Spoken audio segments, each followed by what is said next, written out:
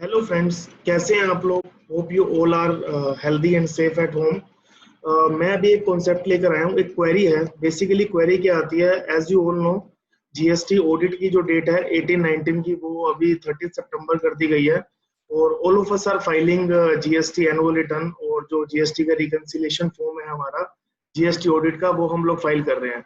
लेकिन उसमें क्या है, एक फाइनेंशियल ईयर से रिलेटेड एक कॉन्सेप्ट है। स्टार्टिंग में ही जब आप उसका पार्ट ए फाइल करते हो, उसके अंदर ही टेबल 3 के अंदर फाइनेंशियल ईयर के बारे में पूछा जाता है कि फाइनेंशियल ईयर फॉर विच आप जो है ये फॉर्म फाइल कर रहे हो, जीएसटीआर 9 या जीएसटीआर 9C। लेकिन उसमें एक क्वेरी ये आती है कि मुझे फाइनेंशियल ईयर कौन सा लेना है। कुछ क्वेरीज ये आती है कि अगर मैंने मिड ऑफ द बिजनेस में फाइनेंशियल अपना जीएसटी नंबर लिया है तो मेरे लिए फाइनेंशियल ईयर क्या होगा। उसके अलावा कुछ हमारी फॉरेन कंपनीज होती हैं जो सब्सिडरी होती हैं यहाँ पे, या एसोसिएट या जॉइंट वेंचर होते हैं किसी फॉरेन कंपनी की। तो वो कुछ और अगर अकाउंटिंग ईयर फॉलो कर रही हैं, और उनका फाइनेंशियल ईयर इसमें क्या होगा, अकाउंटिंग ईयर क्या होता है, फाइनेंशियल ईयर क्या होता है, और उसके अलावा मेरा टैक्स पीरियड क्या होता है, मेरी असेसमेंट किस पीरियड की होती है। कुछ एक क्वेरीज हैं जो फाइनेंशियल ईयर से रिलेटेड ही है। और उसके अलावा मेरे पास एक क्वेरी आती है कि मैंने कंपोजिशन लिया हुआ, तो बीच मिड ऑफ द ईयर में अगर मैंने कंपोजिशन से नॉर्मल में आ गया तो मुझे अपना फाइनेंशियल ईयर कौन सा शो करना है। और फाइनेंशियल ईयर की डेफिनेशन जो है वो एज पर जीएसटी लॉ लेनी है मुझे, या फिर मुझे जो है एज पर किसी और एक्ट लेनी है। तो ये सारी क्वेरीज के साथ मैं आया हूँ। तो इससे रिलेटेड क्वेरीज हैं। इसके ऊपर जो एक नोट है वो इनडायरेक्ट टैक्सेस कमेटी, जो मेरी हमेशा ऑल टाइम फेवरेट है, मेरी जीएसटी लॉ से रिलेटेड जितने भी इश्यूज रहते हैं वहां पे मैं स्टडी करता हूँ। तो वहां पे एक नोट मुझे मिला है फाइनेंशियल ईयर के कॉन्सेप्ट के ऊपर ही, जीएसटीआर 9 में जो फाइनेंशियल ईयर से रिलेटेड इश्यूज आते हैं उसके ऊपर एक नोट मिला है। 2-3 पेजेस का नोट है। जिसको चाहिए हो आप अपनी ईमेल आईडी, जिन लोगों ने मुझे पहले दी हुई है, मैं आपको एक डेटाबेस भी तैयार कर रहा हूँ। तो आप अपनी ईमेल आईडी मुझे दे सकते हो, फोन नंबर दे सकते हो। तो मैं एक ब्रॉडकास्टिंग स्टार्ट कर रहा हूँ व्हाट्सएप के ऊपर, और एक मैं ईमेल का ब्रॉडकास्टिंग स्टार्ट कर रहा हूँ कि जो भी मुझे इंपॉर्टेंट डॉक्यूमेंट्स लगेंगे, जो आप लोगों को अच्छे लगते हो, अच्छे लगेंगे, आपको लोगों के लिए यूजफुल भी रहेंगे, और मुझे लगते हैं कि यू शुड रीड दैट। जैसे मैंने पहले अपनी 11 हैंडबुक शेयर की थी, उसके अलावा मैं टाइम टू टाइम कुछ पीडीएफ भी शेयर करता रहता हूँ। तो वैसे अभी एक मैं डेटाबेस भी रेडी कर रहा हूँ ईमेल्स का, और ऐसे ही फोन नंबर में ब्रॉडकास्ट का, कि जो भी आप लोगों को इंपॉर्टेंट डॉक्यूमेंट्स होंगे तो मैं वन गो में सारे भेज दूंगा। तो अगर आप लोगों को ये नोट भी चाहिए होगा तो मैं आप लोगों को पीडीएफ शेयर कर दूंगा ईमेल पे या व्हाट्सएप पे, जैसे भी आप लोगों को चाहिए होगा। तो अभी मैं आप लोगों को स्क्रीन दिखाता हूँ, और इन इश्यूज को, जो फाइनेंशियल ईयर से रिलेटेड जो इश्यूज आ रहे हैं, इनको वन बाय वन देखते हैं कि क्या इश्यूज है और उनका क्या सोल्यूशन है। ये है मेरे पास नोट फाइनेंशियल ईयर के ऊपर, जीएसटीआर 9 एंड 9C के ऊपर। इसमें इंट्रोडक्शन में तो यही बताया गया कि फाइनेंशियल ईयर जो कॉन्सेप्ट है वो काफी इंपॉर्टेंट रहेगा मेरे जीएसटीआर 9 और जीएसटीआर 9C के लिए, क्योंकि मैं देखूंगा कि मैं किस पीरियड की जो है स्टेटमेंट ये फाइल कर रहा हूँ। फाइनेंशियल ईयर जो है जनरली हमारे पास 12 महीने का होता है, 12 मंथ्स का होता है। 1 अप्रैल से स्टार्ट होकर 31 मार्च नेक्स्ट ईयर तक जाता है। बट जीएसटी लॉ में ये कहीं डिफाइन नहीं है। जीएसटी लॉ में फाइनेंशियल ईयर का कोई भी जिक्र जो है वो नहीं किया गया। फाइनेंशियल ईयर का जो कॉन्सेप्ट है वो मैंने कहाँ से उठाया है, जनरल क्लोजेस एक्ट जो है मेरा, वहां से, उसका सेक्शन 2 क्लोज 21, सेक्शन 2 क्लोज 21 है जनरल क्लोजेस एक्ट का। वहां पे फाइनेंशियल ईयर डिफाइन किया गया है, जहां पे ये कहा है कि 1 डे ऑफ अप्रैल से ये स्टार्ट होगा और 31 day of the March next year में ये खत्म होगा।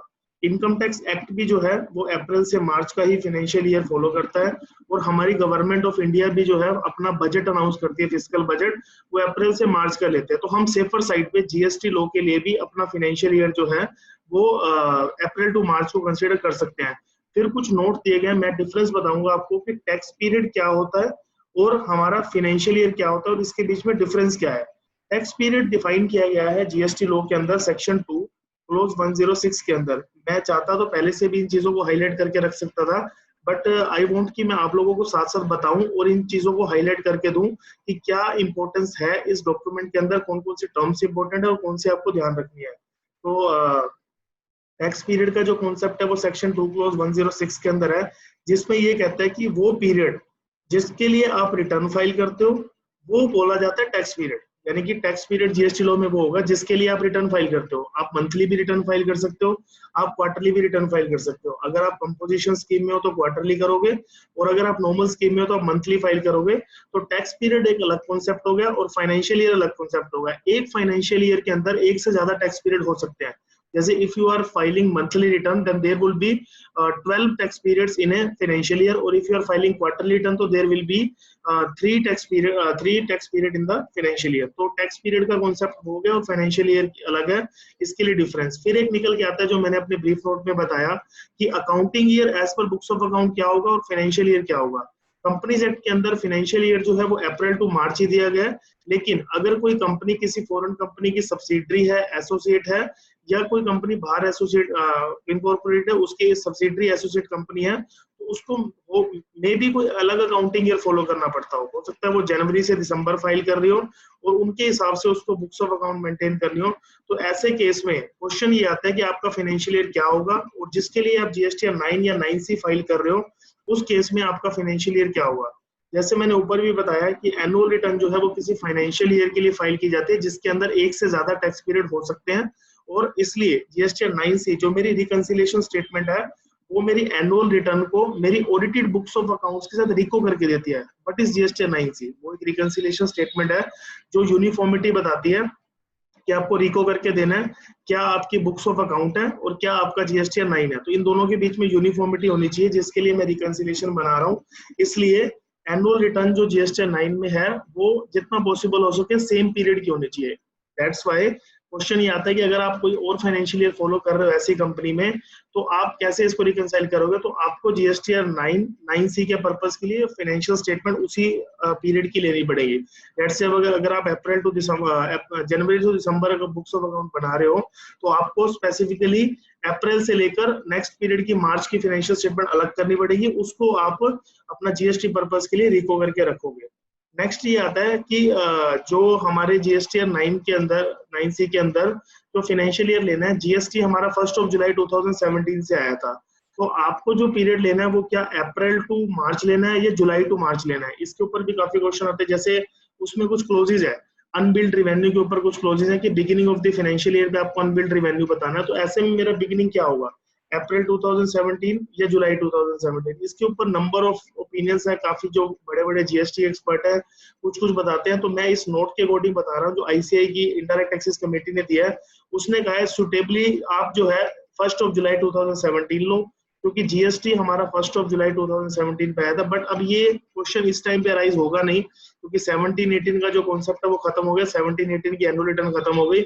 इसका तो अभी जब कोई असेसमेंट होती है, इन्वेस्टिगेशन होती है, उस टाइम पे जिक्र होगा। एज ऑफ नाउ हम 18-19 की बात करें तो इस क्वेश्चन का इस टाइम पे कोई एज सच रेलिवेंस है नहीं। देन एक क्वेश्चन आता है कि अगर कोई न्यूली एस्टेब्लिश एसएससी है जो स्टार्टिंग ऑफ द स्टार्ट कर रही है अपना business mid of the year में, उसके लिए क्या होगा। अगर किसी रजिस्टर्ड पर्सन ने रजिस्ट्रेशन लिया है ड्यूरिंग द फाइनेंशियल ईयर, उसका फाइनेंशियल ईयर भी सेम ही रहेगा। इसके लिए कोई as such different financial year नहीं आएगा, उसका फाइनेंशियल ईयर भी सेम रहेगा अप्रैल टू मार्च।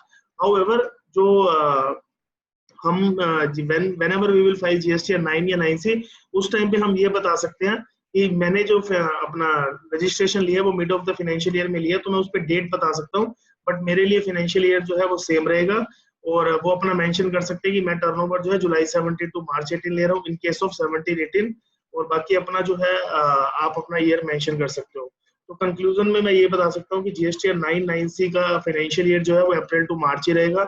ये छोटा सा एक डाउट जो राइज होता है इसको मैंने बता दिया। ये नोट आप लोगों को चाहिए हो तो मुझे बता देना, मैं आप लोगों को शेयर कर दूंगा। उसके अलावा जीएसटी में जो भी क्वेरी हो कुछ भी हो आप लोग मुझे व्हाट्सएप कर सकते हो, मेरी ईमेल आईडी पे भी मुझे ईमेल कर सकते हो, मैं आप लोगों की क्वेरी बेटर सॉल्व करूंगा। डेली जब से मैंने वीडियोस वगैरह स्टार्ट की है थोड़ा सा मोटिवेशन और ये मिला है कि लोग क्वेरीज भेज रहे हैं, उनको मैं सॉल्व भी कर रहा हूँ। और it's very good to see that कि people are responding very fast और पीपल आर अप्रिशिएटिंग कि आप लोग ये जो कर रहे हो। इससे पहले मैं व्हाट्सएप पे भेजता रहता था, फेसबुक पे इन टेक्स्ट फॉर्म कर रहा था, वीडियो फॉर्मेट में पहले था, मैं यूट्यूब पे बना रहा था। बट अभी कुछ दिनों से फिर से लॉकडाउन है तो जितना टाइम मिल पाता है बिकॉज ऑफ वर्क तो मैं उसको बना रहा हूँ। तो आप लोगों को कोई टॉपिक हो कि मुझे इस पे अंडरस्टैंडिंग चाहिए या कोई क्वेरी हो तो आप लोग मुझे अप्रोच कर सकते हो। और बाकी जीएसटी अपडेट्स के लिए आप देखते रहिए। Thank you so much for watching. watching.